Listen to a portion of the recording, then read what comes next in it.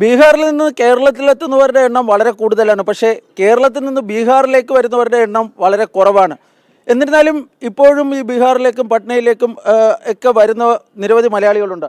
അങ്ങനെയുള്ള പുതിയ തലമുറയുമായി, അതായത് സമീപകാലത്ത് ബീഹാറിലെത്തിയവരുമായിട്ട് ആണ് ഇപ്പോൾ നമ്മളോടൊപ്പം ചേരുന്നത്. ചേട്ടാ പേര്? എൻ്റെ പേര് അനീഷ് എന്നാണ്. ഞാൻ ഇവിടെ എയിംസിൽ വർക്ക് ചെയ്യുന്നു. സ്റ്റാഫ് നഴ്സായിട്ടാണ് വർക്ക് ചെയ്യുന്നത്.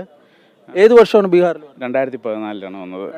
തീർച്ചയായിട്ടും വന്ന സമയത്ത് കുറച്ച് മോശം അവസ്ഥകളായിരുന്നു, റോഡ് കാര്യങ്ങളൊക്കെ. പക്ഷേ ഇപ്പോൾ ഒരുപാട് വ്യത്യാസം വന്നു. ഫ്ലൈ ഓവറുകളൊക്കെ ഒരുപാട് പണിതു. ട്രാൻസ്പോർട്ടേഷൻ സിസ്റ്റമൊക്കെ വളരെ നന്നായിട്ടുണ്ട്. മെട്രോയും സ്റ്റാർട്ടായിട്ടുണ്ട്. അങ്ങനെ വളരെ മാറ്റം വന്നിട്ടുണ്ട്. ഇപ്പോൾ പേര്? ശ്രുതി. എന്ത് ചെയ്യുക? ഞാനും നഴ്സിംഗ് ഓഫീസറായിട്ട് വർക്ക് ചെയ്യുന്നു എയിംസിൽ. അതെ, പട്ന എയിംസിൽ. നാട്ടിലെവിടെയായിരുന്നു? നാട്ടിൽ ആലപ്പുഴ. ആലപ്പുഴയും പട്നയും തമ്മിൽ എങ്ങനെ? ഒത്തിരി വ്യത്യാസമുണ്ട്. അവിടുത്തെ ഒരു കൾച്ചർ ഇവിടുത്തെ കൾച്ചറും തമ്മിൽ ഒത്തിരി വ്യത്യാസമുണ്ട്. റോഡുകളൊക്കെ വന്ന സമയത്ത് ഒത്തിരി വളരെ മോശമായിരുന്നു. പക്ഷെ ഇപ്പോൾ അത് ഒത്തിരി ഡെവലപ്പായിട്ടുണ്ട്. ഞാനും 2012 വരുമ്പോഴത്തേക്ക് ഈ ഗാന്ധി മൈതാനം മാത്രമായിരുന്നു ഈ പട്നയിൽ പ്രദേശത്ത് ഉണ്ടായിരുന്നത്. പക്ഷെ ഇപ്പൊ അങ്ങനെയല്ല. അതെ അതെ, ഇപ്പൊ ഒത്തിരി റോഡൊക്കെ ഒത്തിരി വികസിച്ചിട്ടുണ്ട്. ഇവിടെ ഒരു എഡ്യൂക്കേഷന്റെ ഒരു കുറവ് അതാണ് കാണുന്നത്. അതായത് താഴെ തട്ടിലുള്ളവർ വളരെ കുറവാണ്. ഇവിടെ ഒരു മിഡിൽ ക്ലാസ് ഫാമിലി എന്ന് പറയുന്നത് കുറവ്, ഒന്നെങ്കിൽ ഹൈ അല്ലെങ്കിൽ ലോ, ആ ഒരു റേഞ്ച്. മിഡിൽ ക്ലാസ് ഫാമിലി വളരെ കുറവാണ് കാണുന്നത്. അതെ അതെ അതെ. അറിയോ? മലയാളം അറിയോ? അറിയോ? ദക്ഷിത. ദക്ഷിണ. ഇവിടെ തന്നെ സ്കൂളിൽ, നമ്മുടെ എയിംസിനടുത്ത് തന്നെ മാനവഭാരതി ഇന്റർനാഷണൽ സ്കൂൾ, അവിടെയാണ്. ഇപ്പൊ എഡ്യൂക്കേഷൻ ഒക്കെ എങ്ങനെയുണ്ട്? എഡ്യൂക്കേഷൻ കുഴപ്പമില്ല. CBSE സിലബസ് വളരെ കുറവാണ്. സർക്കാർ സ്കൂളുകളുടെ അവസ്ഥ ശോചനീയമാണ് ഭയങ്കരമായിട്ടും. KVയും നാട്ടിലെ പോലുള്ള സ്റ്റാൻഡേർഡ് ഇല്ല. പേര്? എൻ്റെ പേര് വിനീത് എന്നാണ്. JMR പോസ്റ്റിൽ എയിംസ് പട്നയിൽ വർക്ക് ചെയ്യുവാണ്. എയിംസ് പട്നയിൽ കുറെ മലയാളികളുണ്ട്. അസോസിയേഷനൊക്കെ ഉണ്ട്, മലയാളി അസോസിയേഷനൊക്കെ ഉണ്ട് ഞങ്ങൾക്ക് എയിംസിൽ. ഓ ഉണ്ട് ഉണ്ട് ഉണ്ട്.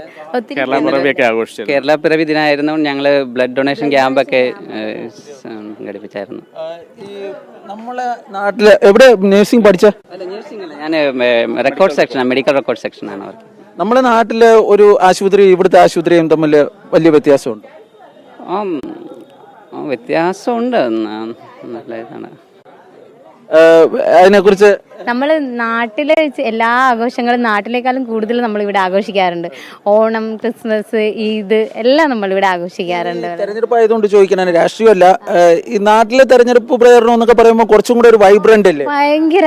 അതും ഇവിടെ നമ്മൾ ഒത്തിരി വ്യത്യാസമുണ്ട്. ഇവിടെ തെരഞ്ഞെടുപ്പാണെന്ന് നമ്മൾക്ക് അറിയാൻ കൂടെ പോയി. നമ്മുടെ നാട്ടിലാണ് എന്തോരം ഫ്ലെക്സുകളും പ്രചരണ പരിപാടികളും. അങ്ങനെ നമ്മുടെ അവിടെ ഇതുവരെ അങ്ങനെയൊന്നും നമുക്ക് തോന്നിയിട്ടില്ല. പ്രചരണത്തിനായിട്ട് വരുന്നത് പോലും കാണുന്നത് വളരെ ചുരുക്കമാണ്. ഇവിടുത്തെ ഇപ്പോഴത്തെ മാറ്റം എന്ന് പറഞ്ഞല്ലോ, ഈ മാറ്റം സമീപകാലത്ത് ഉണ്ടായതാണോ? ഏതാണ്ട് ഒരു 10 വർഷത്തിനുള്ളിൽ ഉണ്ടായതാണ്. നിതീഷ് കുമാർ വന്നു കഴിഞ്ഞിട്ട് വന്ന മാറ്റങ്ങളാണെന്നാണ് മനസ്സിലാക്കിയിരിക്കുന്നത്. ഇവരൊക്കെ പറയുന്നത് പോലെ തന്നെ കഴിഞ്ഞ കുറച്ചു കാലങ്ങളായി ബീഹാറിൽ ഇങ്ങനെ ഒരു വലിയ മാറ്റങ്ങളൊക്കെ ഉണ്ടാകുന്നുണ്ട്. ആ മാറ്റങ്ങളൊക്കെ ഈ തെരഞ്ഞെടുപ്പിൽ വലിയ ചർച്ചാ വിഷയമാണ് എന്നതാണ് മറ്റൊരു വസ്തുത.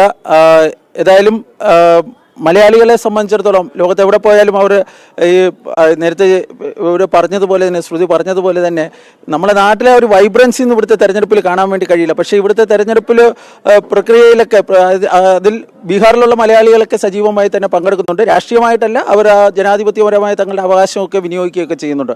പട്നയിൽ നിന്നും ജഗദീഷ് വിഷ്ണുവിനൊപ്പം B. ബാലഗോപാൽ, മാതൃഭൂമി ന്യൂസ്.